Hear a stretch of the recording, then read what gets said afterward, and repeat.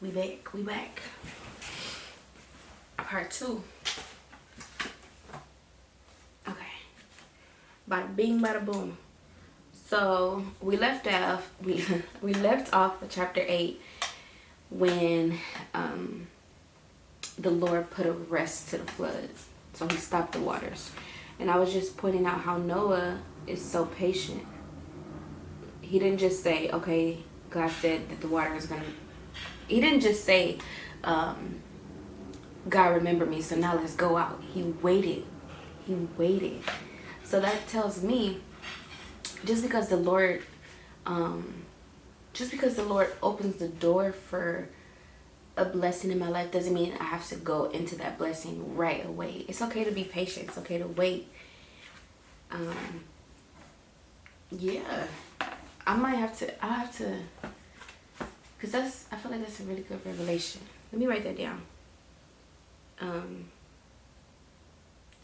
He waited even after.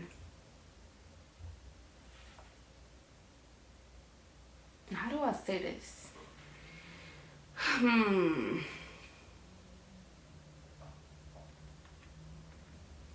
Even after the Lord remembered him.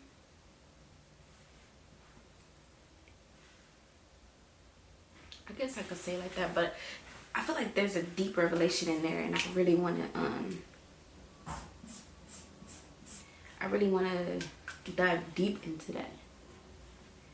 I really want to dive deep into that. I ain't even gonna lie. Okay. He waited another 7 days, and again he sent forth the dove out of the ark. And the dove came back to him in the evening, and behold, in her mouth was a freshly plucked olive leaf. So Noah knew that the waters had subsided from the earth. Then he waited another 7 days and said, his patience, Lord.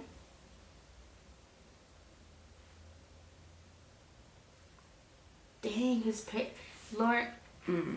Sometimes you gotta be careful what we pray for, because I was about to say, Lord, bless me with that type of patience. But yeah, give me a patient heart, Father, so that I can so it don't even bother me, the waiting period. Like, I want to be at the point where God says wait, and I'm like, all right, cool. And then he's like, all right, cool, you good.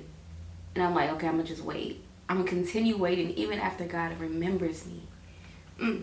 That's really powerful, because he wasn't anxious.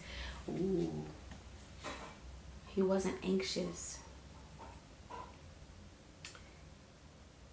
to get out. He was content, and he was, he was happy where he was. Then he waited another 7 days. I'll highlight that. Okay. So he waited another 7 days. In the 600th year, in the first month, the first day of the month, the waters were dried from off of the earth. And Noah removed the covering of the ark and looked, and behold, the face of the ground was dry. In the second month, on the 27th day of the month, the earth had dried. Then God said to Noah, go out of the ark, you and your wife, your son, their wives, go out. Bring out with you every living thing that is with you. So he waited for God's permission. Y'all, this is powerful. This is powerful. God brought a flood to the earth, and God told Noah to prepare for the flood. So he did what God commanded him to do. Then the waters rose and the ark rose. And God said, okay, I'll stop the waters from flooding the earth. So at that point, the waters stopped coming down. Sorry, I'm trying to gather all my thoughts. Let me start over. Okay.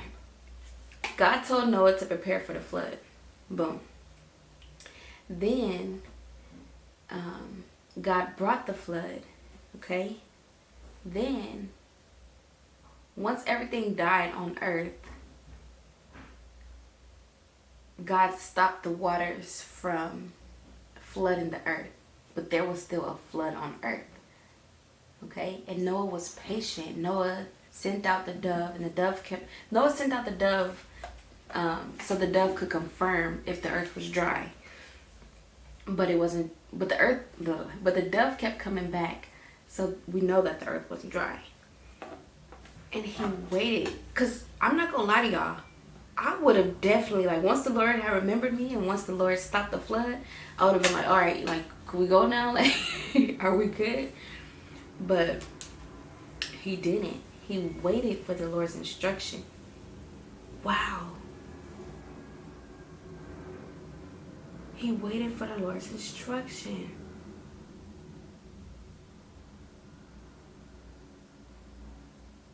So Noah knew that the waters, Noah knew that the earth was dry, but he waited another 7 days.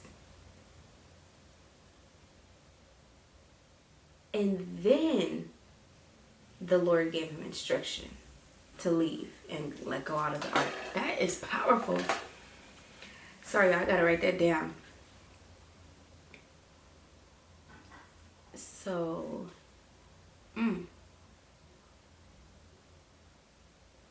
even after he knew the earth was dry,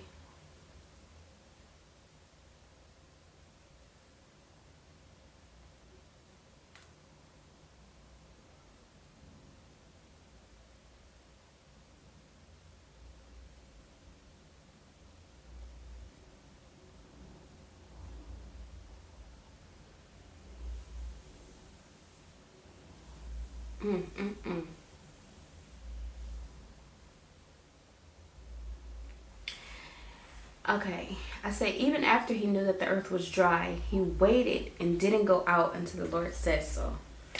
Y'all, this is good.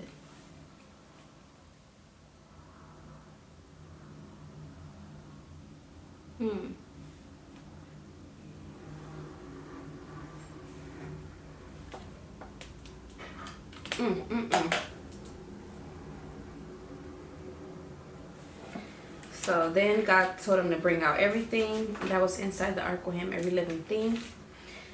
And be fruitful and multiply on earth. All right. And Noah went out, and his sons and his wives, and his son, his wife, basically everybody went out. Every beast, every creature. Yeah. Okay. They're just basically saying that everybody went out. Okay. So then God made another covenant, right?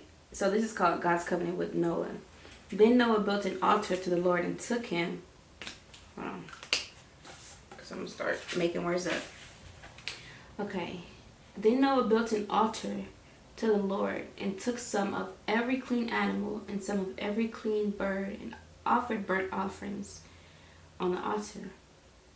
And when the Lord smelled the pleasing aroma, the Lord said in his heart. So Lord, the reason why I don't like this text is because it doesn't capitalize his, so I don't know when they're talking about the Lord versus Noah. Okay, it says, then the Lord said in his heart, I will never again curse the ground because of man, for the intention of man's heart is evil from his youth.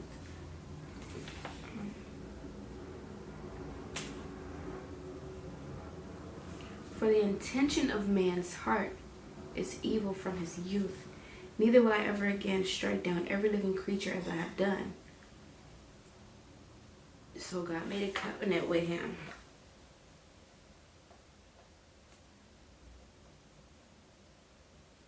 God made 2 covenants with him. Okay. While the earth remains, seed time and harvest, cold and heat, summer and winter, day and night shall not cease. And God this is chapter 9. And God blessed Noah and his sons and said to them, be fruitful and multiply, fill the earth. The fear of you and the dread of you shall be upon every beast of the earth, and upon every bird of the heavens, upon everything that creeps on the ground, and all the fish of the sea. Into your hand they are delivered. So he gave us dominion again. Oh, gosh. Child. Okay. And every moving thing that lives shall be food for you. Also, so are we supposed to eat animals? For some reason I thought that we weren't supposed to eat animals. Okay. And as I gave you the green plants, I give you everything. So the Lord loves us so much, y'all. Okay. But you should not eat flesh with its life, that is its blood. So we shouldn't be eating stuff, basically don't be eating stuff raw or alive. And for your lifeblood I will require a reckoning. For every beast I will require it from a man. From his fellow man I will require a reckoning for the life of a man, for the life of man. Whoever sheds the blood of man, by man shall his blood be shed. For God made man in his own image. I'm not sure if I don't think I understand what they're talking about, honestly. But I'm going to keep moving forward. And you be fruitful and multiply, increase greatly on the earth and multiplying it. Then God said to Noah and to his sons with him, behold, I establish my covenant with you and your offspring after you, and with every living creature that is with you, every bird, every flock, every beast, as many as came out of the ark. It is for every beast of the earth. I establish my covenant with you, that never again shall all flesh be cut off by the waters of the flood, and never again shall there be a flood to destroy the earth. And God said, so never again.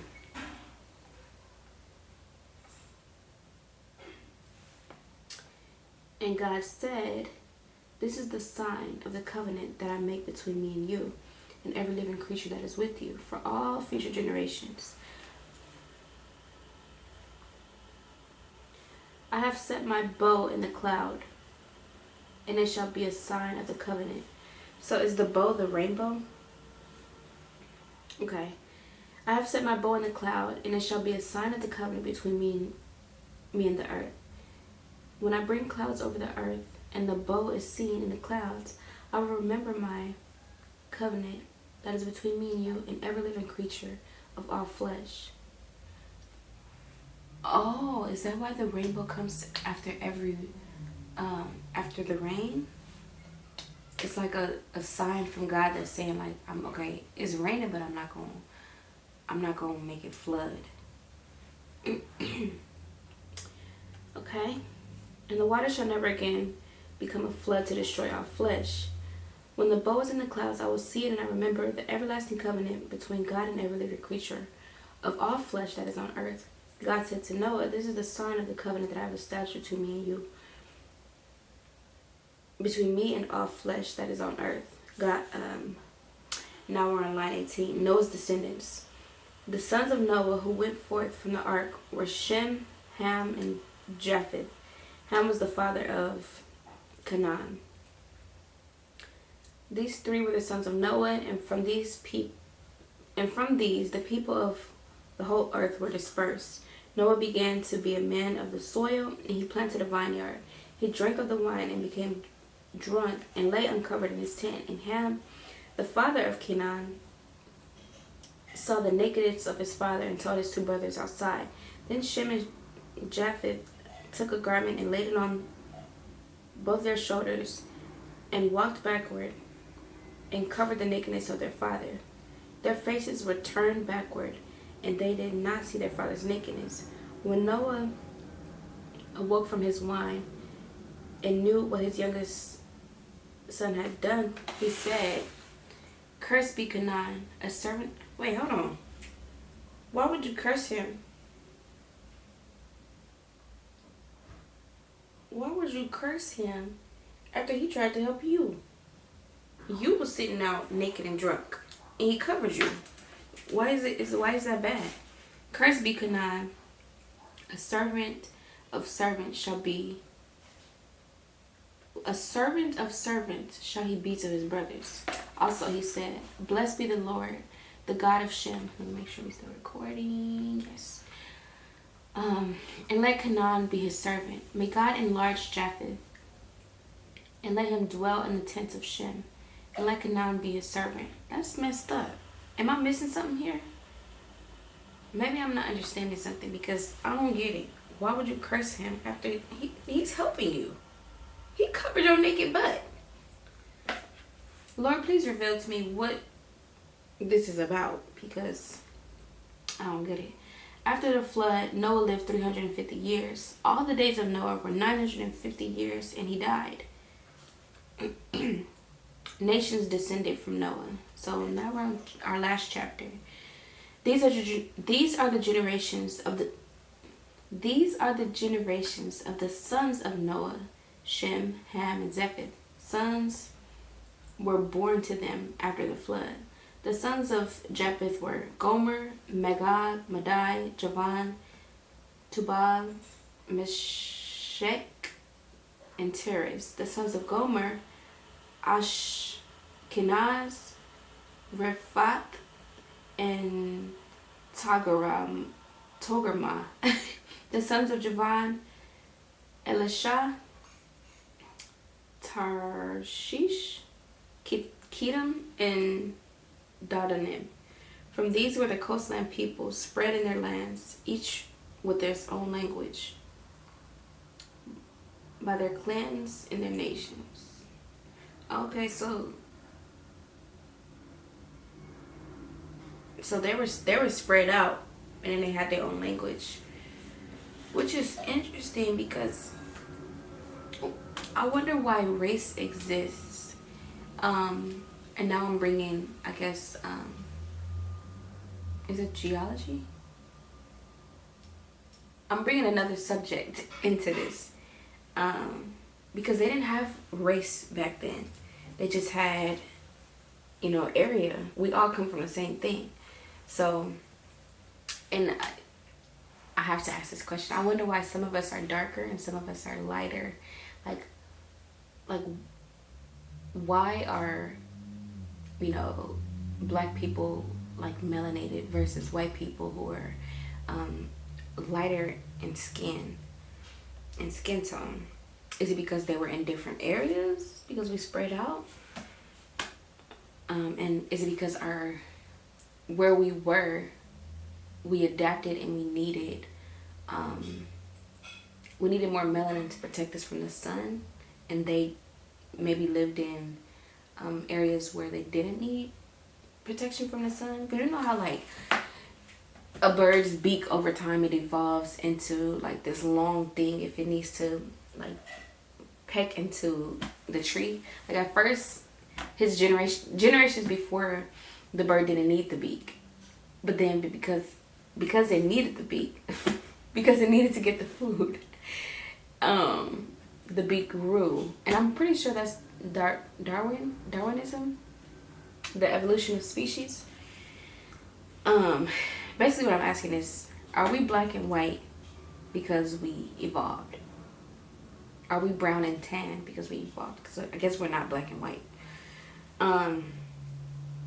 Okay, the sons of Ham, Cush, Egypt, Put, and Canaan. The sons of Cush, Sheba, Havilah, Sabta, Ramah, and Sabteka.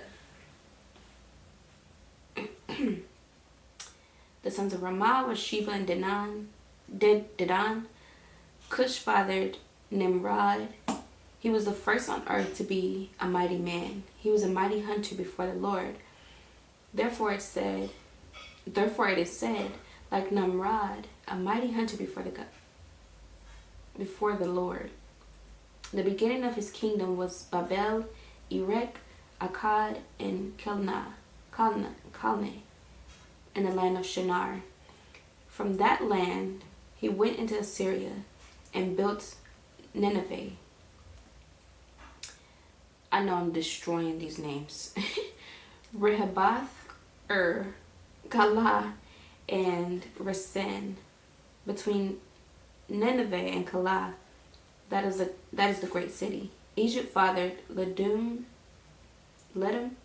and Anamim, Lehebam, Naphtatuhim,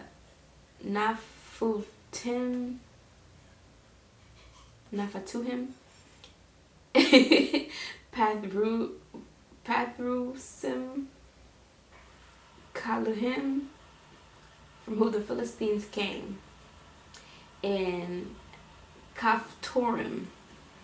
Canaan fathered Sidon and his firstborn in Het, and the Jebusites, the Amorites, the Girgashites, the Hivites, the Arkites, and the Sinites, the Arvadites, the Zemarites, the Hamathites. Afterward, the clans of the Kenites dispersed, and the territory of the Kenites extended from Sidon in the direction of Gerar, as far as Gaza, in the direction of Sodom, Gomorrah, Admah, Zeboim, as far as Lasha.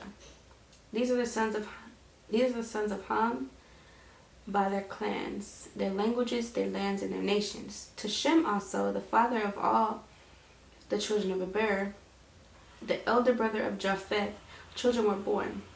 The sons of Shem, Elam, Ashur, Arpachshad, Lud, Aram. The sons of Aram was Uz, Hul, Gether, and Mash. Arpachshad fathered Shelah, and Shelah fathered Eber. To Eber were born two sons, the sons of the one of Peleg, for in his days the earth was divided, and his brother name was Joktan. Joktan fathered Almadad, Shalef, Hazarmaveth, Jerah, Hadaram, Uzal, Dekla, Obal, Abimal, Sheba, Ophir, Hazalah, and Jabab. And all these are the sons of Joktan. The territory in which they lived extended from Mesha in the direction of Sephar to the hill country of the east. These are the sons of Shem, by their clans, their languages, and their lands and nations. These are the clans of the sons. These are the clans of the sons of Noah, according to their genealogies in their nations, and from these nations spread abroad on the earth after the flood. Whew, child, that was a lot. Lord, I love you.